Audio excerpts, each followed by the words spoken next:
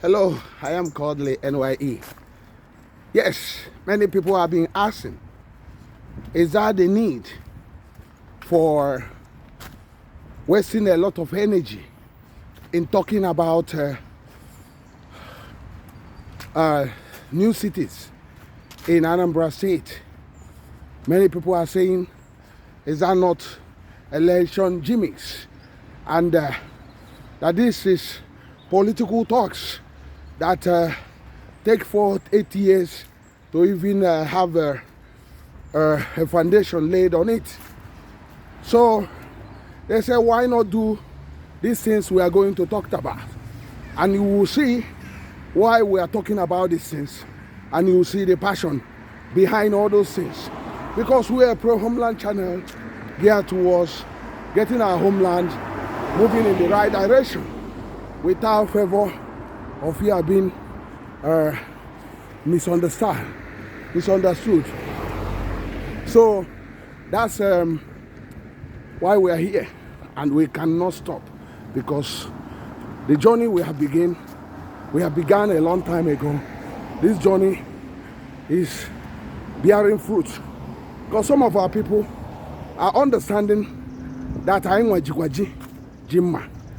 that if we want to change our homeland, we don't actually need to continue begging the politicians, but we need to do the needful.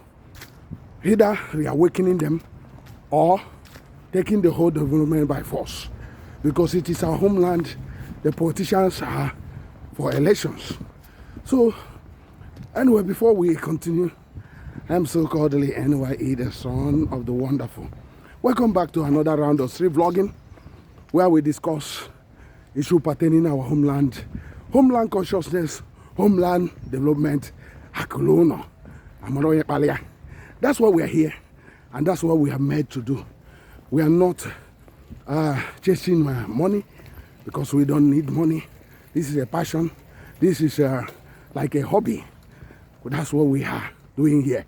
That's why the only thing you can do for us is basically to share this wide everywhere, and tag those influential people, the governor of Anambra State and other governors, and this will reawaken those sleepers, and they will start doing their own part, because Chukwu gozi kwa na ya gozi mana ihe mezelebo anye nwere ndị ndu.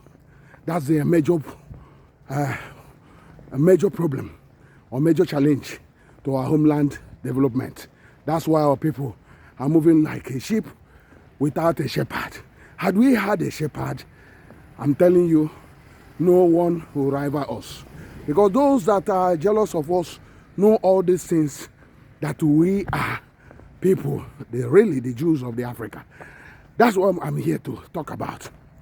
Now, you might recall that Soludo had been talking about new cities here and there, industrial, mid-city, Oka 2.0, Onitsha 2.0, and many others. But if you look at how many years this thing has been, we have not actually seen any concrete things happening there. Although in this channel we do support new cities, because it is very, very vital. But what do you ask yourself?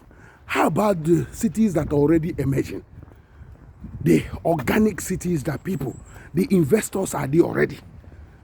A lot of those investors are from those villages of those towns, that not only transforming those places into a major urban cities.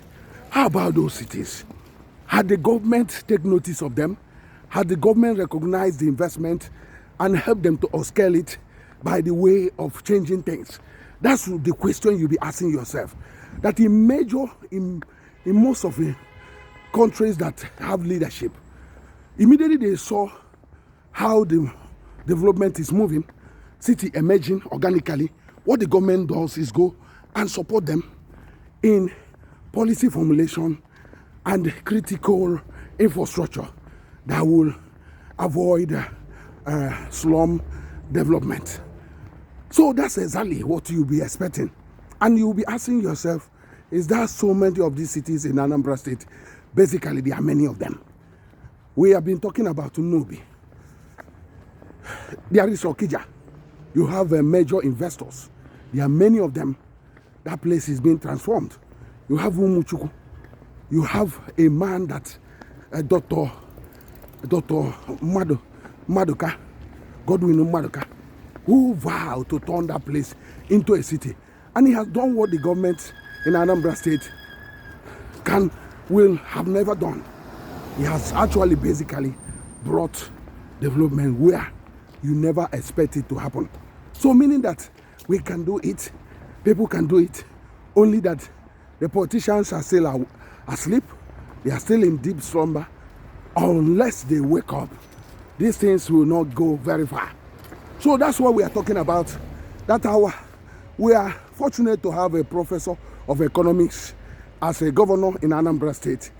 But up till now, people are yet to see him taking advantage of these things and give real support that needed to be done. Needed to be. You have Oba, the city of Oba. You have Obunike, Okuzo, those areas. Although you say that those are part of Onitsha metropolitan city, but you have others that are emerging left and right of the center. So these cities are very, very vital. That because they are organically coming up, the government would have moved in. I know that Anambra State has problem with town planning. They don't have town planners. They don't have effective environmental policy. The government is basically haphazardly taking issue of development. That's why we have issue. Even the governor himself must admit that he has no environmental policy at the moment, and the people have questioned many times in this channel that the Anambra State government seems to not to have environmental commissioner.